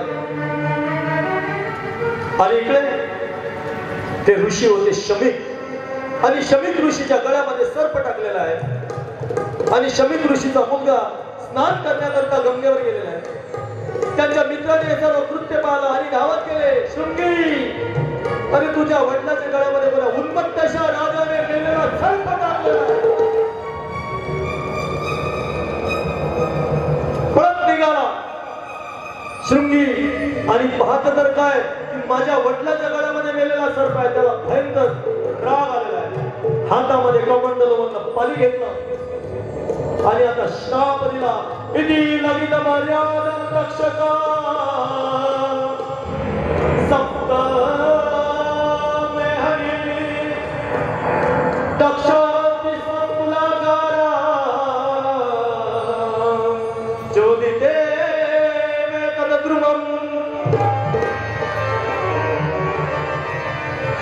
ऋषीचा पुत्र गरजला. शृंगी म्हणायला लागला, कोण असा उन्मत्त असा राजा या पृथ्वीवर त्यांनी माझ्या वडिलाचा अपमान केलेला आहे. श्राप दिला. आजपासून 7व्या दिवशी त्याला तक्षक नावाचा सरबड असणार, त्याला तक्षक नावाचा धर्म असणार, त्याला तक्षक नावाचा सरबड असणार.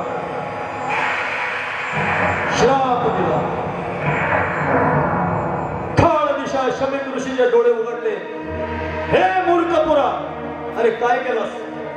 अरे ज्यांच्या भरोशावर या जंगलामध्ये आम्हाला अन्न भेटते, आमच्या यज्ञाचं रक्षण होते, अशा राजा परीक्षितीला तू श्राप दिलेला आहे. शृंगीला सुद्धा वाईट वाटलं. शमीक ऋषींना सुद्धा दुःख झालं. 2 ऋषींना सांगितलं की जा राजाला सांगा. आणि राजाने राजा परीक्षितीने डोक्यातला टोप काढला आणि खाली ठेवला. आणि राजा परीक्षितीला वाटलं, अरे अरे माझ्या हातून काय हे चूक झाली. मी एका परम पवित्र अशा महात्म्याचा अपमान केला. डोळ्यातून अश्रूच्या धारा व्हायला लागला राजा परीक्षित. 2 शिष्य धावत आले. महाराज महाराज महाराज, तुम्हाला शृंगीचा साप मिळालेला आहे. आजपासून 7व्या दिवशी तुम्हाला तक्षक नावाचा सरपट असणार आहे.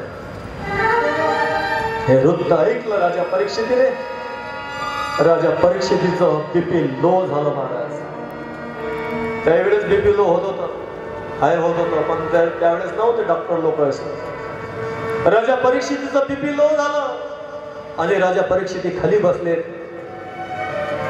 आणि पाणी बिनी पाजलं गेलं. काय झालं महाराज, का तुम्ही असे बसले? आणि ते 2 शिष्य सांगायला लागले, तुम्हाला श्राप मिळाला.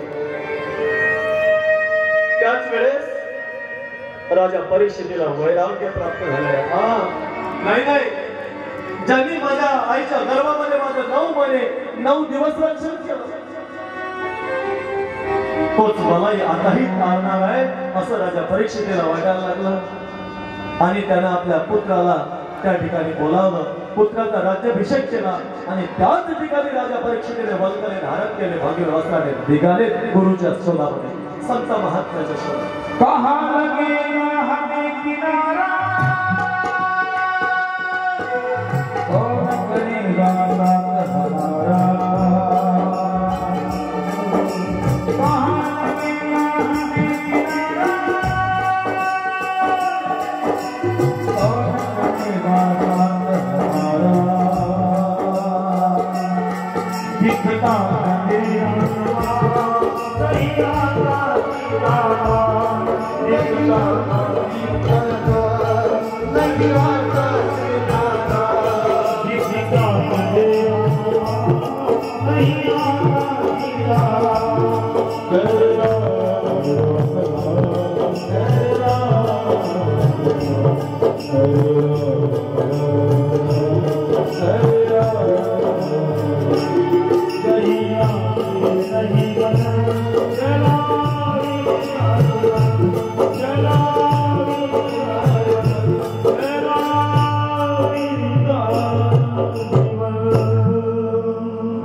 राजा परीक्षिती निघाले.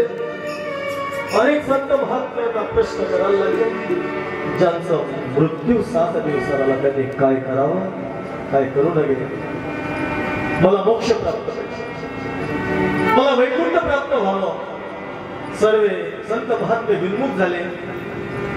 आणि शेवटी भोलेनाथांनी भोले बाबांनी अंगोली निर्देश केला. शुकदेवजी महाराजांना सांगितलं की जा, सुपात्राचा शिष्य तुम्हाला. अंगावर नव्हते ना वस्त्र ना मेखला ना लंग. अनेक संत महात्म्यांना प्रश्न करायला लागले, ज्यांचं मृत्यू 7 दिवसाला त्यांनी काय करावं, काय करू नये. मला मोक्ष प्राप्त पाहिजे, मला वैकुंठ प्राप्त व्हावं. सर्व संत महात्मे विन्मुख झाले. आणि शेवटी भोलेनाथांनी भोले बाबांनी अंगुली निर्देश केला. शुकदेवजी महाराजांना सांगितलं की जा, सुपात्राचा शिष्य तुम्हाला प्राप्त. अंगावर नव्हते ना वस्त्र ना मेखला ना लंगोटी, नग्न दिगंबर अवस्था होती शुकदेवजी. रस्त्याने चाललेले आहे. नग्न दिगंबर अवस्था होती. 16 वर्षाचं वय होतं. संत महात्म्यांचा गंगेच्या किनारी मेळा बसलेला आहे. सर्वच्या सर्व उठून नमस्कार करायला लागले शुकदेवजी महाराजांना. त्या मेळाव्यामध्ये त्यांचे वडील सुद्धा होते. सर्वांच्या अंगावर वस्त्र होते. आणि शेवटी राजा परीक्षितीने नमस्कार केला, पाद प्रक्षालन केलं. त्यांना आता आसनावर बसवणार. त्याच वेळेस सर्व संत महात्म्यांनी सांगितलं की थांबा, यांच्या अंगावर वस्त्र नाही, म्हणून यांना तसंच व्यासपीठावर बसता येणार नाही, यांना लंगोटी परिधान करा. आमच्यावर उपकार केले त्यावेळच्या संत महात्म्यांनी. जर नग्न अवस्थेमध्ये जर शुकदेवजी महाराज जर व्यासगादीवर बसले असते ना, तर मलाही वस्त्र घालता आले नसते. गोपाल कृष्ण भगवान. गजानन मी काही भागवतकार झालो, लक्ष ठेव जा. भागवतकार नसते झाले लोक, नग्न दिगंबर कोण बसणार आहे.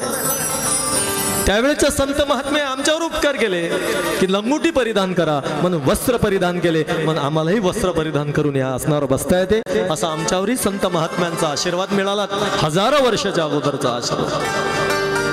आणि शेवटी कथेतून जाता जाता पाद प्रक्षालन केलं. राजा परीक्षिती आसनावर बसवलं. आणि आता शुकदेवजी महाराजांना प्रश्न विचारायला लागले की ज्यांचं मरण साध्य सारलं त्यांनी काय करावं आणि काय करू नये. त्या वक्ती शुकदेवजी महाराज बोलायला लागले, हे राजन, इंद्रियार्थेषु वैराग्यमनं कारच जन्म मृत्यू जरा व्याधी दुःख दोषानुदर्शनम. हे राजन, ज्यांचं 7 दिवसावर मरण आलंय ना, त्यांनी काय करावं काय करू नये. त्यांनी 4 गोष्टीचा विचार करावा. जन्म मृत्यू जरा व्याधी. माझा जन्म कशा करता झाला, माझा मृत्यू कशा करता होणार आहे, मी म्हातारा का होणार आहो, आणि शेवटी मला आमच्या शरीरामध्ये बिमाऱ्या का तयार होणार आहे. या 4 गोष्टीचं नेहमी भान ठेवावं. याच्यावर आपण उद्याच्या प्रवचनामध्ये बोलूया. आज या ठिकाणी प्रवचनाची वेळ जवळजवळ संपलेली आहे. म्हणून समर्थ सद्गुरू अच्युत महाराजांना प्रार्थना करूया की आमच्याही जीवनामध्ये या 4 गोष्टीचं आम्हाला नेहमी नेहमी भान असू द्यावं. माझा जन्म कशा करता झाला, माझा मृत्यू काय येणार आहे, मी बिमार का पडणार आहे आणि मी म्हातारा का होणार आहे, हेच आम्हाला समर्थ सद्गुरू अच्युत बाबांनी आम्हाला याचं ज्ञान प्राप्त करून द्यावं तुम्हा आम्हाला. म्हणून या ठिकाणी कथा विश्रांतीकडे वळते. सर्वांनी हात मोकळे करा, भगवंताचं भजन करू. राधे राधे राधे हो, राधे राधे बोले हो, राधे राधे राधे हो, राधे राधे बोले, तू राधे राधे बोल रे, तू राधे राधे बोल रे, तू राधे राधे बोल रे, तू श्याम श्याम बोल रे, तू राधे राधे बोल रे, तू राधे राधे बोल रे.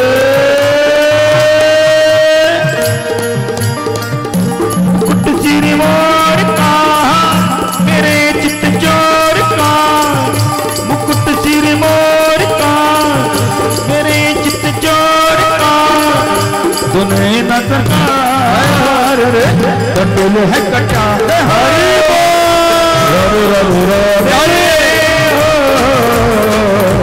रवि रवि बोल हरि बोल, रवि बोल तू राधे राधे बोल रे, दिल का दरवाजा खोल रे, तू राधे राधे बोल रे, दिल का दरवाजा खोल रे. त्रणना त्रणना त्रणना त्रणना त्रणना त्रणना सरकार कंडोल है कटा हो, राधे राधे राधे हो, राधे राधे बोल, राधे राधे राधे राधे राधे राधे राधे राधे राधे राधे राधे राधे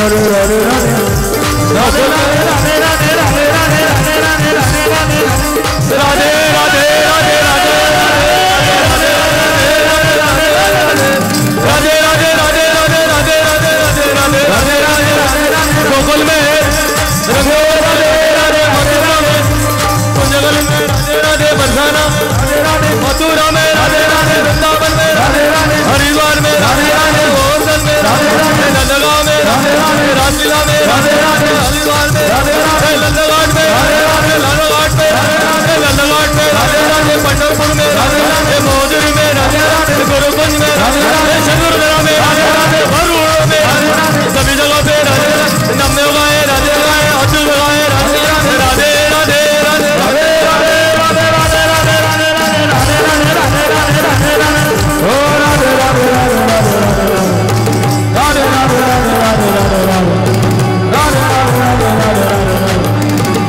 राधे राधे राधे राधे राधे राधे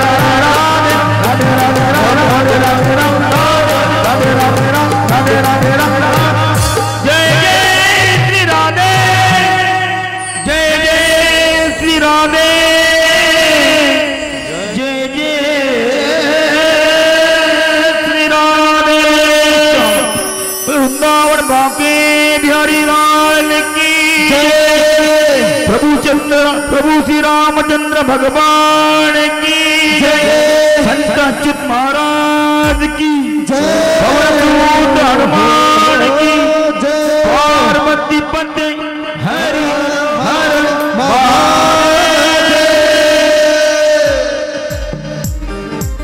अशा प्रकारे कथा दुसरं पुष्प आपण समर्थ सद्गुरू अच्युत बाबांच्या चरणी या ठिकाणी अर्पण केलं। सर्वांनी आरती करता उभं राहा।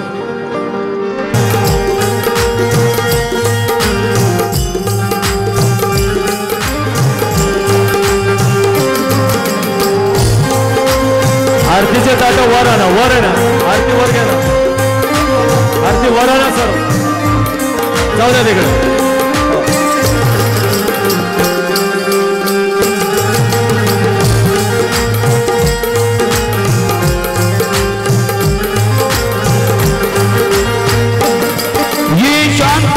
पावन पुनीत पापों को मिटाने वाला है, पापों को मिटाने वाला है, पापों को मिटाने वाला है, हरि दर्श कराने वाला है, हरि दर्श कराने वाला है। ये दुख हरणी, ये दुख हरणी, ये दुख हरणी, ये दुख हरणी श्री मधुसूदन की आरती।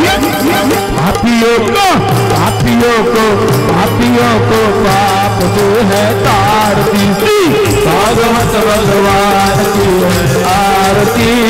पापियों को पाप जो है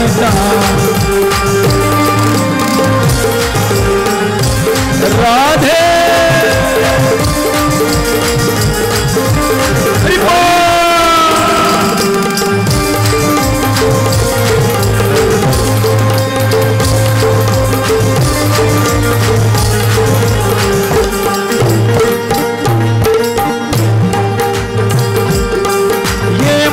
बोल मग पंख कौन सन्मार्ग बताने वाला है, सन्मार्ग बताने वाला है, सन्मार्ग बताने वाला है, बिगड़ी को बढ़ाने वाला है, बिगड़ी को बनाने वाला है। श्री राम यही घनश्याम यही प्रभु के महिमा की आरती।